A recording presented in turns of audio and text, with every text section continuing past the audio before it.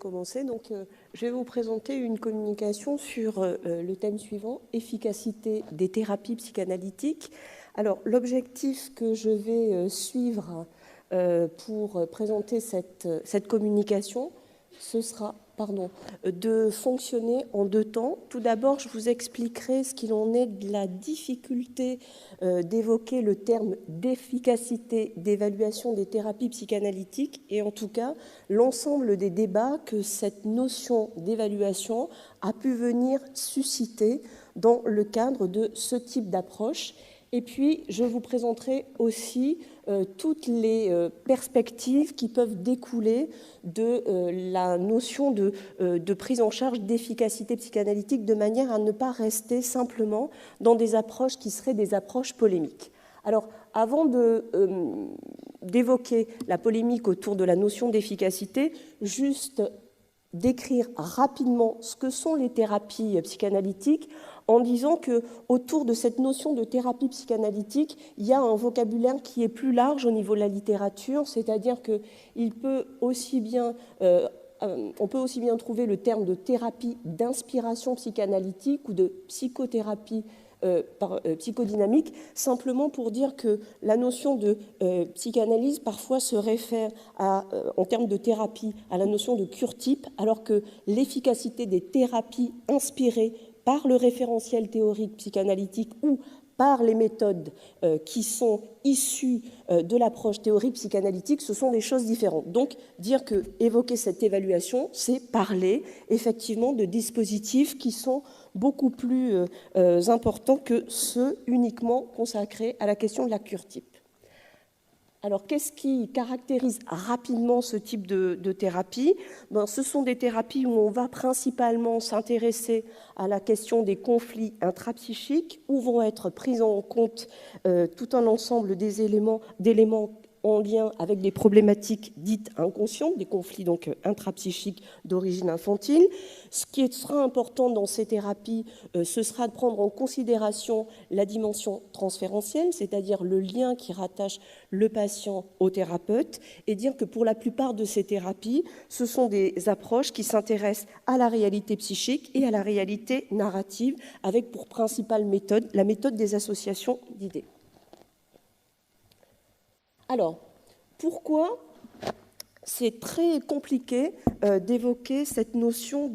d'évaluation dans les thérapies d'inspiration psychanalytique? Alors, c'est compliqué parce que initialement, il y a, on va dire, un refus de procéder à ces évaluations, tout simplement parce qu'on va considérer que quand on s'intéresse au sujet, le fait de proposer une évaluation qui serait quantitative de l'efficacité du dispositif, c'est quelque chose qui est un petit peu contradictoire. Il y a donc une opposition entre des approches qualitatives et des approches qui seraient quantitatives, et en tout cas une mesure qualitative de l'efficacité de ces approches. Donc, pendant un temps, tout un ensemble de refus de procéder à ces évaluations. Le problème qui va se poser, c'est que la notion d'évaluation, c'est quelque chose qui sera important en termes de santé publique. Du coup, cette notion d'évaluation, qui n'est pas spécifique à l'approche des thérapies d'inspiration psychanalytique, elle va se faire compte tenu de tout un ensemble d'impératifs, j'ai marqué économiques, politiques, impératifs aussi qui vont prendre en considération tout un ensemble de changements de perspective dans le domaine de la santé, avec d'autres recommandations qui font qu'il y aura bien une évaluation, mais que ces évaluations n'auront pas forcément pour support les thérapeutes qui sont principalement concernés par ce type d'approche. Donc, vous voyez, d'entrée de jeu, on est dans des initiatives qui vont susciter tout un ensemble de controverses et de résistances. Alors, j'ai simplement indiqué quelques publications pour que vous voyez en quoi on est confronté à des controverses et de quelle nature sont ces controverses. Je citais par exemple le rapport INSERM sur les thérapies, 3 approches évaluées. Alors pourquoi ? Simplement parce que ce rapport a été source de beaucoup de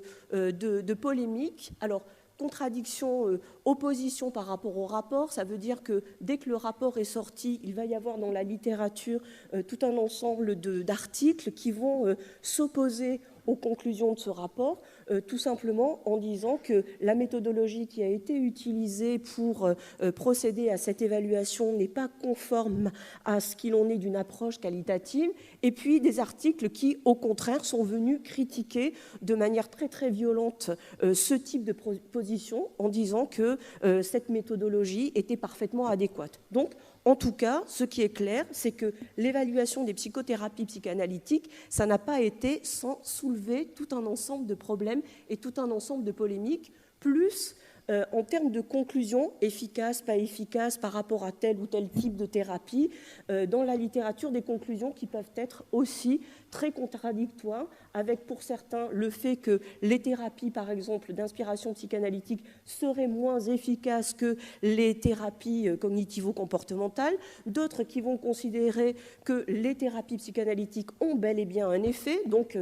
on est vraiment là dans une pluralité de débats et dans une pluralité de controverses. Ce qu'on peut retenir pour ceux qui considèrent l'efficacité des thérapies psychanalytiques, c'est que, en tout cas, ce qui est difficile dans l'évaluation de ce type de thérapie, c'est qu'on est véritablement confronté à une complexité de l'évaluation, complexité tout simplement parce que ce sont des évaluations qui sont considérées comme ne pouvant être réalisées que sur des durées relativement longues, et puis d'autre part, des évaluations qui portent sur des modifications qui sont considérées comme des modifications globales. Du coup, l'évaluation, là, elle est très complexe à mettre en place. Aussi dans la littérature, pour essayer de s'interroger sur ces approches quantitatives, tout un ensemble de débats sur les méta-analyses, qui sont des approches quantitatives et statistiques, qui se sont intéressées à ces évaluations, qui ont été beaucoup décriées par les défenseurs de la pratique des thérapies psychanalytiques. Donc, débat, est-ce que c'est intéressant, est-ce que c'est pas intéressant? J'ai cité l'article de Zimmermann tout simplement parce que ce qu'il va proposer, c'est de considérer que les méta-analyses, ce sont des techniques qui sont tout à fait pertinentes dans une approche scientifique. Donc la question n'est pas là, mais qu'il faut savoir, quand on se réfère à une évaluation, qu'une méthode, ce n'est qu'une méthode et ça ne doit pas se substituer à une pensée, et que ce qui serait peut-être important pour évoquer cette question de l'efficacité des thérapies psychanalytiques, ce serait que les principaux intéressés puissent s'associer à ce type d'évaluation de manière à ce qu'il y ait une réelle adéquation entre ce qui va être mesuré et les outils qui peuvent être utilisés pour procéder à cette évaluation. Alors, vous voyez que le débat est quand même relativement controversé, polémique, va susciter des résultats qui peuvent être très contradictoires. Je vous propose dans un deuxième temps d'essayer de réfléchir à comment, en tant qu'enseignant-chercheur, on peut se positionner par rapport à ce problème, ou tout du moins, comment certains enseignants-chercheurs qui se réfèrent à la théorie psychanalytique vont procéder. Alors, j'ai pris par exemple trois principales approches, approche fondamentale, approche holistique, puis interrogation sur la question de la place du praticien. Alors, approche fondamentale, pour certains enseignants-chercheurs, ce qui va surtout être important, c'est bien entendu de participer au débat scientifique autour de cette question de l'intérêt des approches théoriques, des approches thérapeutiques psychanalytiques. Et pour pouvoir participer à ce débat, ce qui est défendu, premièrement, c'est le fait de pouvoir soutenir une approche fondamentale. C'est-à-dire que procéder à une évaluation, pourquoi pas, mais il faut d'abord savoir de quoi on parle, quelle est sa conception du sujet, quelle est sa conception de la nature de la souffrance, et concrètement, à partir de quel référentiel est-ce que je parle et qu'est-ce que ce référentiel peut amener. Donc j'ai indiqué deux revues, une revue relativement ancienne, la revue clinique méditerranéenne, dirigée par Roland Gori, et une autre revue qui a été créée plus récemment, Recherche en psychanalyse. Ces deux revues ont pour finalité de travailler à partir d'approches fondamentales. Dans ces revues, j'ai indiqué là deux principaux numéros qui sont consacrés à la question de l'efficacité, enfin, ce n'est pas dit du tout en ces termes, hein, mais qui sont consacrés aux thérapies orienté par la psychanalyse, Popper, la science et la psychanalyse, numéro de clinique, ou la recherche en psychanalyse à l'université dans la revue Recherche en psychanalyse. Donc on est dans cette volonté de participer au débat sur ce qu'il en est de la nature de ces thérapies psychanalytiques, mais en soutenant avant tout une conception théorique du sujet, une conception théorique du sujet dans son rapport à la souffrance. Ça, c'est vraiment un incontournable au niveau de ce type d'approche. On ne peut pas évoluer sans savoir préalablement quelle est l'épistémée à laquelle on se réfère et décrire de manière en profondeur ce qu'il en est de sa conception du sujet. En ce qui concerne, plus spécifiquement, l'évaluation des auteurs aussi qui se sont directement intéressés à cette question, j'en ai principalement cité 2, mêlement racial. Le titre de l'article de Racial est très explicite, question épistémologique et méthodologique sur la validation en psychanalyse. Alors, Melman, lui, ce qu'il va exposer très rapidement, c'est le fait de considérer que le rapport à la souffrance, c'est un rapport où le rapport du sujet au malaise, à la difficulté, c'est quelque chose qui est presque en lien avec l'existence, c'est-à-dire que le rapport à la frustration, c'est partie prenante de l'existence du sujet et qu'on ne peut pas supprimer ce rapport à la frustration. Donc, évoquer la question du bien-être pour parler de la validité d'une quelconque thérapie, c'est pour lui un petit peu illusoire parce que l'objectif ne va pas se situer entre malaise et bien-être, mais ce que peuvent amener pour Melman les thérapies d'inspiration psychanalytique, c'est le fait de considérer que dans ce rapport au mal-être, il y a tout un ensemble d'interprétations qui sont plus ou moins en adéquation avec les situations qui sont traversées par un individu et que peut-être le travail thérapeutique d'inspiration psychanalytique, là où il sera efficace, c'est d'amener le sujet à prendre la mesure du fait qu'il ne s'agit que d'interprétation de manière à pouvoir relativiser ce qu'il en est de cette implication par rapport à une situation qui va être difficile. Donc c'est vraiment un changement de perspective dans le rapport à la souffrance. Pour Racial, ce qui va être amené sur l'évaluation des thérapies d'inspiration psychanalytique, c'est de considérer que c'est difficile de procéder à ces évaluations. Difficile parce que, premièrement, quand on parle d'évaluation, il faut savoir qu'est-ce qu'on va mesurer. Et il dit, si c'est symptômes, absence de symptômes, d'entrée de jeu, sur les thérapies psychanalytiques, on ne partage pas du tout ce type d'objectif. Le symptôme, pour l'approche théorique psychanalytique, c'est quelque chose qui est important, c'est même le signe d'une création. Donc, par essence, ce n'est pas parce qu'il n'y a plus de symptômes qu'il y a une quelconque efficacité. Ce qui sera important dans ces prises en charge, sur le long terme, c'est un changement, il dit, épistémologique, c'est-à-dire que le rapport à la souffrance n'est plus le même et la connaissance du sujet sur lui-même va avoir pour conséquence de modifier son rapport à la connaissance, et puis il dit un changement éthique, c'est-à-dire qu'à la suite de ce travail thérapeutique, le rapport aux autres va être radicalement modifié. Voilà quelles seraient les principales modifications et en quoi les thérapies psychanalytiques pourraient être considérées comme efficaces. En ce qui concerne le deuxième point qui est important dans l'évaluation de l'efficacité des thérapies psychanalytiques, j'ai marqué une approche holistique. Ce qui est compliqué aussi dans ces évaluations, c'est qu'une évaluation dans l'approche théorique psychanalytique, elle ne peut pas être ciblée sur un élément. Donc, par exemple, pour travailler sur la pertinence de ces évaluations et pour pouvoir bénéficier d'exemples qui soient explicites, il y a dans la littérature tout un ensemble de retours à l'utilisation de l'étude de cas qui paraît être la plus explicite pour pouvoir effectivement exposer en quoi ce type de thérapies peuvent être efficaces. Donc j'ai noté tout un ensemble de références. Et puis, en termes de méthodologie, dans le cadre des recherches universitaires, dire qu'à l'université, il peut y avoir aussi des protocoles de recherche qui vont s'inspirer de la théorie psychanalytique, qui vont s'inspirer des méthodes psychanalytiques et qui peuvent, aussi proposer tout un ensemble de dispositifs à partir des méthodes qui peuvent être utilisées. Par exemple, j'ai indiqué entretien semi-directif, utilisation de méthodes projectives, et je vous ai proposé un exemple,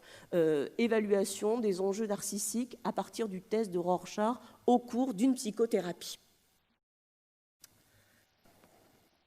Troisième point qui caractérise l'évaluation des psychothérapies d'inspiration psychanalytique, ce sur quoi on va beaucoup insister, c'est sur le fait qu'on évalue peut-être effectivement sur un sujet ce qu'il peut en être de l'intérêt d'une thérapie psychanalytique, mais que dans cette évaluation, il y a aussi le thérapeute lui-même qui doit venir être interrogé. Alors, c'est Racial qui soutient notamment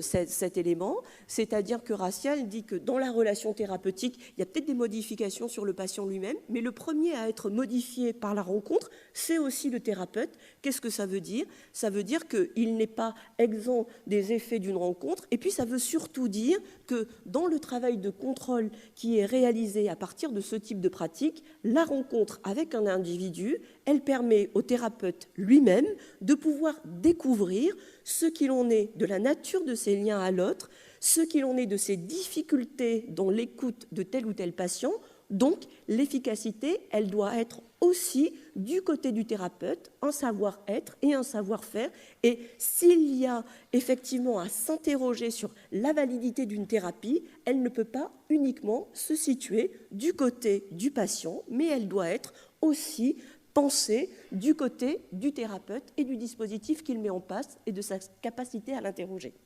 Alors, pour